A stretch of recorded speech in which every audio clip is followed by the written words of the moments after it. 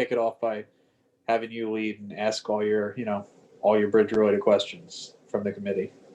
Okay, great. So John's here, and John, you could certainly feel free to chime in. But we met as a fundraising committee the other day or last week, and basically we were talking, and I know there's no real, there's a range for the bridge, and I understand that things can come up, and we were talking about, hopefully getting that low range. But as a fundraising committee, we kind of wanted to firm up. Is there a timetable we can get a more definite cost? Because I know right now we have about 186,000 if you add up the borough's contribution, the grant money, the 40,000 that we already fundraised, and then the anonymous match. So if you add it up for 35,000, if you add all that up, we're kind of at 186, and it seems like it's in the the range of the project. And I guess for our intensive purposes of fundraising, is there a chance to get a firm amount in the future, or when do you see that, or is there ever possible? I know it's hard to tell sometimes, but is there a time frame for that? Yeah, so we are just about getting ready to submit for our permits and such, but that doesn't mean we couldn't move forward with creating the bid documents and potentially putting the project out to bid. That's when you're going to get a true cost, is when we put it out to bid and people bid on the project. Like, that's when we'll have real true numbers about what it's going to cost to actually do it. We can estimate as much as we want to, but you're not going to see a real number until that happens. But we don't have to necessarily have the permits in hand to go through that initial process. We can put language in the bid documents that say start date is depending on receival of these permits and such like that, and just kind of put it out there. And if the borough doesn't like any of the bids that happen, you don't have to accept them, So it wouldn't necessarily lock you into anything, but it could give you some real numbers that I think you are after. Yeah, and I guess that's, and I don't know if you have anything here, John, but we're just trying to kind of finalize for a fundraising goal, like where we want to be, and kind of set that number. So you talked about the bid process. When do we expect that to kind of be wrapped up so we can have a firm number, or more firm number? So typically we don't start that until after we've gotten the permits, but I'm saying if you're in a place where you want to have that firm number sooner than later, we could start that now. Like, we could start putting together the specs and everything that kind of goes into that process. It's not super long, but we have to, once we put together the bid package with the final plans and all the specifications, the borough will have to approve to have it advertised. It has to be advertised for a certain period of time.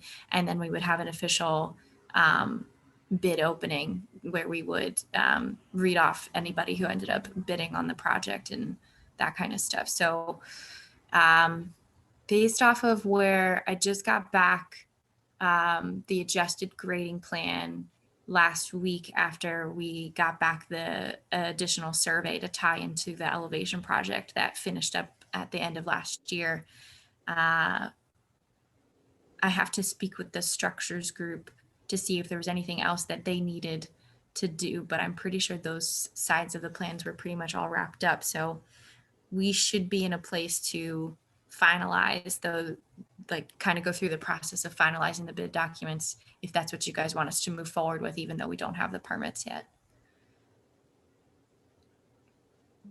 Matt, what do you think about that? Honestly, I would rather wait till we have the permits, because we're going to get probably more bids and more attractive bids that we would like, with everything all inclusive, just because the people that are going to bid on it are going to see that it's ready to go, and not it's something that is being held up by something else, because we could lose a couple of possibilities because they're not going to want to quote or put in a bid for something that's not ready to go. With the permitting waiting, so what is the time frame for that? If we are on track to be submitting our permits next week. Okay. And then depending on the regulators, they have a maximum of 30 days to get back to us. Okay. And you're thinking of construction in June and only being closed for 3 weeks. So how long do you think the bridge will be closed? Yeah, 3 weeks max is what we are looking at, and hopefully sooner. Everything that we've heard from Gator Bridge and the amount of grading that has to happen, this really shouldn't be a long project whatsoever. And what about remediation of the current footage? You're going to do that before you take the bridge off or after? The remediation of the foundation that we need to do? Yeah. Yeah, that'll occur after we take the bridge off. Yes. And within 3 weeks, you'll be able to do all that remediation, take the bridge off, do the remediation, get all the inspections, drop the bridge back on it. Yes, that is what I've been told. Yeah, they really don't think it's going to be that involved of a project. Okay, good. And so another question is there going to be any dewatering in the canal for the bridge? We weren't planning to do so. We would be putting in a temporary cofferdam to deal with the foundation on the one side. So we would just kind of push and pump the water around. So no, we wouldn't have to do any formal dewatering. Okay. And the costs for that and for it's hard to tell because I think we have I haven't seen a detailed estimate. I've only seen, heard gross numbers. The cost for all that is included in the range of 186 to 2.25, something like that. Yes, yeah, that stuff was, yes, that should have been included in that estimate. Good. And it's more a question for the borough than if it looks like we could have 186 if the anonymous donor had offered to match individual citizens' donations. Most of the donations have come through as corporate donations, but you've also raised taxes, so it's hard to go out and do additional fundraising. So if the anonymous donor were to provide the full 35, it looks like you have about 185. Does the borough, from the tax increase, have enough money to cover any overages above that 185 number that's the bottom of the estimate?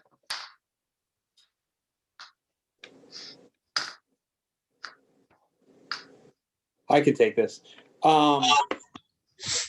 So I would have to talk to Carolyn and general government just to go over that, but I don't think we have, because the reason we're raising taxes is because the borough needs money for day-to-day operations and cost of living increases and every kind of thing under the sun. So we're not raising taxes to pay for big projects like this. So the quotes I saw in the media were that we're raising taxes for big projects, including the bridge. Yeah, but not primarily for things like this, like in the future. But this is a project that was already all in the works. The bridge was mentioned in the media, Matt. Yeah, so we're not raising taxes to be able to pay for the deficit in the bridge. The borough already voted on how much the borough is going to put forward towards the bridge. It's not something I could answer myself. It would be something that would have to go up to. Oh, I understand. I just wanted to get the facts straight here. It does have to go to full council. My point is that the quote in the media was specifically for the bridge. So when we go talk to citizens and they say, how much did the borough put in addition to its previous budget? The answer will be zero, I guess, which is okay. I just want to make sure that you guys have, as of right now, yes. And so Matt, you should have some talking points for those of us that'll be going door to door or possibly going door to door that address the miscommunication with the media, because that's what's on the record. I'm happy to use it. I'm not going to make up my own talking points. I don't talk on behalf of the borough. So whatever you'd like us to say, that should come out of council, and we'll be happy to go door to door and raise more money. And we still unless at least as of last week, we didn't have 100% of council as donors yet. So it's a very difficult thing to go to taxpayers and ask for donations if you don't have 100% participation by council. So I assume that those who haven't donated will do that soon. Yeah, I'm sure they would. I mean, I personally have spoken to you before, and I have no problem donating. Yeah, I know, but we haven't received one yet. Okay, well, I actually just got sent the link earlier today, so nobody after, besides asking me, actively ever actually sent me the link. And honestly, I mentioned this before, like I can't speak for any of my other council members, but I can't really speak to somebody else's financial situation on council, and I wouldn't expect any council member to have to donate to this. I mean, every council member that's on council donates their time, which is honestly priceless. Matt, I have a lot of fundraising experience. I've raised millions and millions of dollars. I have never, ever worked on a fundraise where the decision makers didn't have 100% participation. And participation could be $25. We're not talking about asking for huge amounts of money. And the way to donate to the bridge has been known for 4 years. So there's no link problem. Everybody, even people who have no relationship to the borough, have found ways to donate. So I don't mean to speak strongly to you, but it's this kind of conversation that hurts ability to fundraise.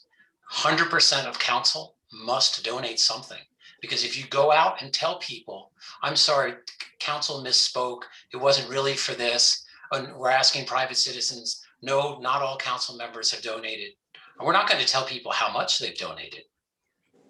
But I don't know how many fundraisers you've worked on. This is the first fundraiser I've ever worked on where people who talked about doing a public-private partnership haven't actually lived up to it. And I didn't mean to call you out, but you volunteered on the call here that you had not donated yet.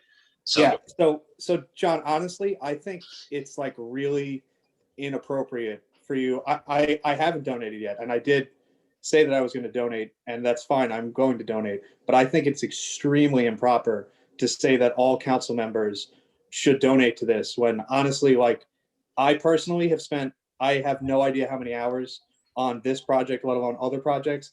And every other council member has spent countless hours on other projects that we do not get reimbursed for whatsoever. Me personally, my time is priceless. We don't get time back. You can smirk all you want, but we don't. So Matt, we appreciate your service. It's a simple fundraising thing. Whenever you have fundraising, all the people who are running the fundraising have given their time as well as it's time, talent, and treasure. It's a simple thing. We appreciate what you do for the borough. Many other people do a lot of work for the borough as well.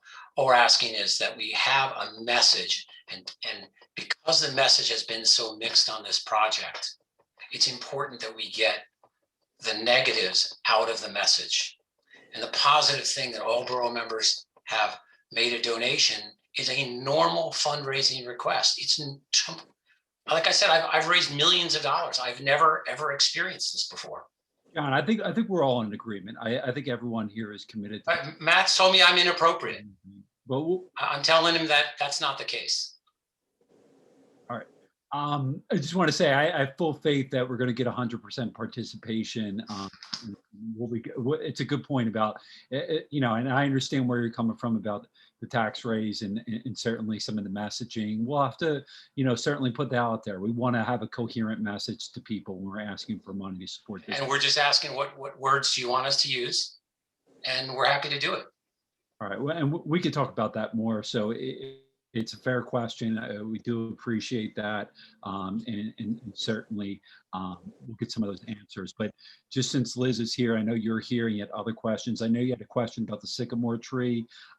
Is that going to be at all, were you able to get out there, Liz, to the site and check out if anything can come down for the crane and lift the bridge in? Does any tree trimming have to happen? I know John is one property owner, kind of wanted to know about that as well.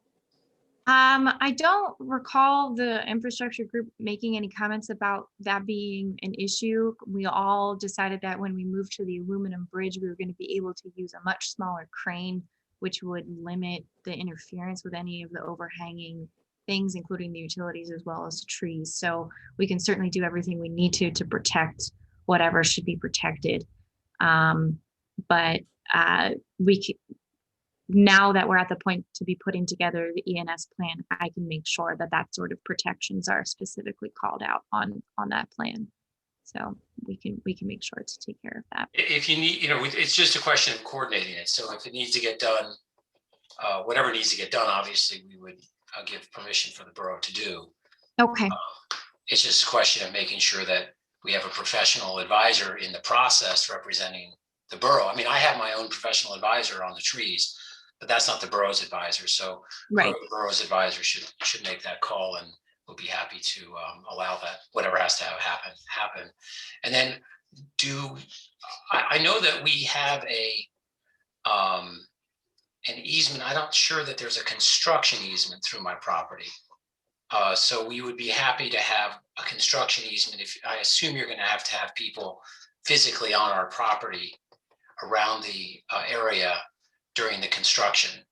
And so generally you would ask for a construction easement, which we would be, very happy to provide, as long as there's the normal indemnifications that go along with that. So I didn't see that on the timeline. I just want to make sure that's not something we forget till the end. That's a fair point for sure. I don't think I was aware that the existing easement didn't allow the borough to perform maintenance, which that's what this project predominantly is. So we'll have to take a look at that and then create whatever necessary documentation is. Well, the easement is only 3 feet wide, right? Even down right at the bridge? That's correct. Oh, wow. So, so you're going to ask for a construction easement, and like I said, we'll be very happy to provide.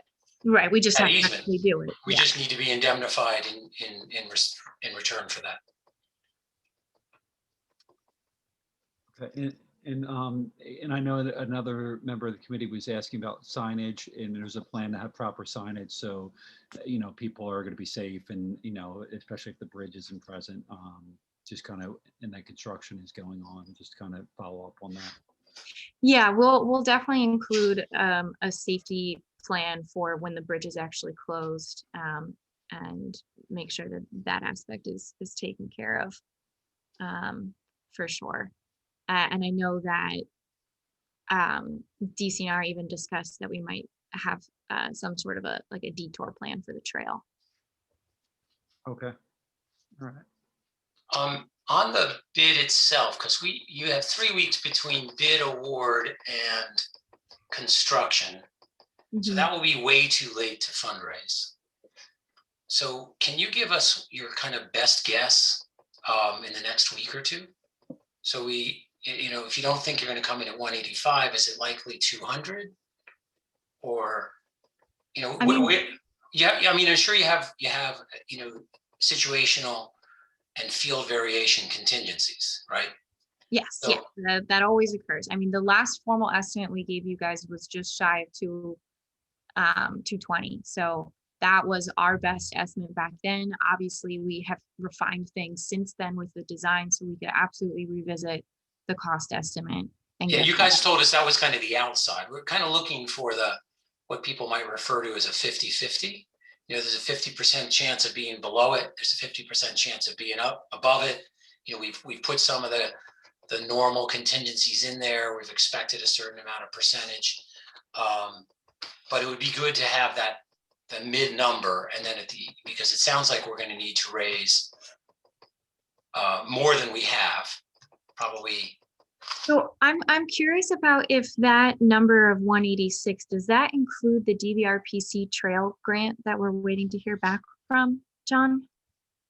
It includes the 40 that we have been given in the past or awarded in the past.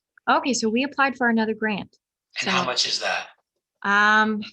What did it end up being? I'm gonna have to take a look at that because they were very strict about making sure that what we asked for help with was strictly related to the trail portion and not the bridge, because we are not able to make the bridge itself multi-use compliant. So I have to take a look at what the final number was. I don't have that in my head at the moment. And the trail meaning both the access on both sides, or what? Yeah, just DVRPC's official trail that we are realigning it to make sure it is actually within their existing easement, because currently the way that it curves around the mound of the bridge actually puts it into the utility easement.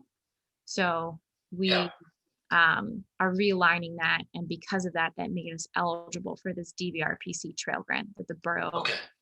gave us money to put together the application for, and we've already received fairly good feedback from the grant people, and they are meeting this month actually to make the decision. So we'll be hearing back soon if we're getting that additional funding to help. Okay, it'd be good to know what that number is and, you know, how that relates to the, whatever your midpoint number is. If your midpoint is 200 and you think you might get that 5, that means we're 10 short. If your midpoint is 210 and you don't think you're going to get that, you know, whatever those things are, that'll just, because we have to be able to go out with a story, and we're happy to do it. Yes. But we have to have a story. Understood, for sure. Yes, I will, we will adjust the budget to include all of the changes that have been made during this last round of design, with the grading into the trail and the amount of money that we have requested from this grant as well, so that you can see all of that together. Great, thank you. Right. I think you answered most of the questions, so I guess we can. And I totally forgot. Thank you for bringing up the other grant that we had applied for. So that would be great that if that came in. So I guess, you know, within, you know, next couple of weeks we hear from the grant. I think if we could have that firm number too, that would put us, you know, I think in a nice time frame there. If we can hear within the next couple of weeks on that grant, I think it would be, and have that firm number, I think we'd be ready to go and, you know, make up whatever deficit we need it. Yeah, and I'm hoping that by the end of March, we have all of our permits as well, and we'll be in a very good spot to just keep pushing forward with this. If we can do construction sooner than June, that would be great, but that was our conservative schedule that we created without knowing how long it was going to take to receive our permits. Are there any other bridge questions? Because I did have something I wanted to bring up in this public works meeting. Oh, thanks, Liz. Thanks for the update. Yes, wonderful. So I don't know who all saw, but Paula forwarded approved plans for a stream bank and dam repair project at the country club. And right now they are not touching that last culvert that is right in the erosion issue that we're having with 18 Van Horn. We were not involved in this project. We are just seeing it now after it was approved. And part of that is because we don't have a mechanism in the borough for us to see those kinds of projects ahead of time. And if we had a grading permit that would bring in that sort of stuff, then we would be able to comment and say, hey, this other culvert down here that right now you're saying you're not going to touch, you need to touch, because we noticed that there are some erosion issues happening around it, and it's their culvert, it's their responsibility to do something about it. And they are already going through the process of getting their GP3 and their GP11 and all this sort of stuff. Like, this would be the time for them to try to address it, and we missed the opportunity to tell them to do so.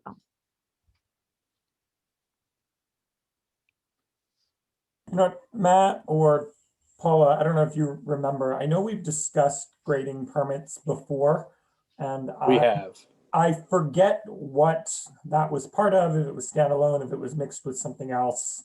It was brought up by a previous council member, and the issue that kind of stopped it at the time was that it was kind of like being called spot zoning also. So that kind of killed it in committee. Yeah, I think it was tied to a larger ordinance. It was. Some other It was. issues. So But there's I definitely remember we talked about this at some point. yeah, we could definitely circle back and look into it about doing just physical grading to try to take care of an issue like that, because that's definitely an issue with that resident's property. Yeah. And Liz, I mean, other municipalities have this, right? Is this? Yeah, other municipalities have grading permits. It would not be ridiculous for you Right, guys. it's a pretty common thing. Yeah, and they're not typically super strict. It's really just meant to avoid these situations where you guys don't get to comment on something that's happening within your lines that impacts neighboring properties. It's not really meant to be constrictive. It's not meant to be a money grab. it's meant to allow you the opportunity to review. Yeah, I kind of think that's a good idea. Let me put this on my little agenda here, and I'm gonna see about contacting like maybe some neighboring towns and see what they have on the books. So maybe we can kind of borrow it and take a couple different towns and kind of let them do some of the work for us, and then we can talk about it and then propose something to council. Yeah. And then I don't know if there's room for us to comment now. Part of general permit applications, there's a section where you're supposed to do notifications to the local authorities. So were we previously notified of this project? Because they might have not done that. And then we might have an avenue to say, if you had, we would have told you this. You need to adjust your project and you need to adjust your permits. I haven't seen anything come in, Liz. Okay. Would it have come from their engineers? Yes, normally the design firm is responsible for sending out those acts. It's like Act 1467, whatever. And it's purposely for this point. It's so that local authorities can ensure that a project is in line with their community plans and this and that. It's part of the public notification process. So that they should have notified Bucks County, but they also should have notified the local authority, which is Yardley Borough. So the fact that we are just hearing about the project after they've received the permits is super surprising. I'll check on that tomorrow as well. Okay. But yeah, I can certainly make a call out to DEP and ask for their opinion about what, if any leverage the borough may have to try and weigh in on this while they already have these existing permits to do work. Mhm. And if we can force them to address this, because what is coming from the country club is most certainly adding to the erosion issue that Van Horn is experiencing on top of what's coming out of the outfall from the ML7 parking lot expansion.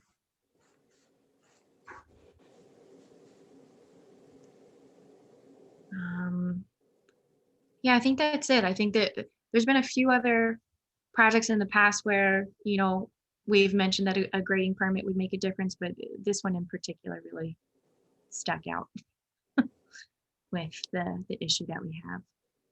All right, yeah, that's definitely a good recommendation. I'll put something together for the next Public Works meeting, and then we can talk about it then. Okay. And then I guess at tonight's council meeting, this is our first time where we've kind of switched. I'm only doing a monthly report. Are you expecting me to say anything tonight, or is it just if I had any major updates? Because I don't really have any major updates on anything. No, you don't have to. You don't have to give a report really. I'll just summarize that we discussed the Mary Yardley Bridge and a possible grading ordinance and or wording of that. So you don't really have to. That's what the whole monthly report's for. So we can kind of try to streamline everything. Awesome. Sounds good. So you guys have any other questions about what's going on? I mean, I know Paula forwarded along the meeting minutes that were provided for the quick little meetup we had on the North Main Sidewalk project to discuss the utility poles and moving all of them. Hopefully that meeting with Pico and PennDOT will be scheduled in the near future. I know Paula mentioned that maybe you would want to join that, Matt. Yes, I would. Sorry to interrupt, but did you ever hear back about the additional grant for the North Main Sidewalk? No, not yet. They are sitting down.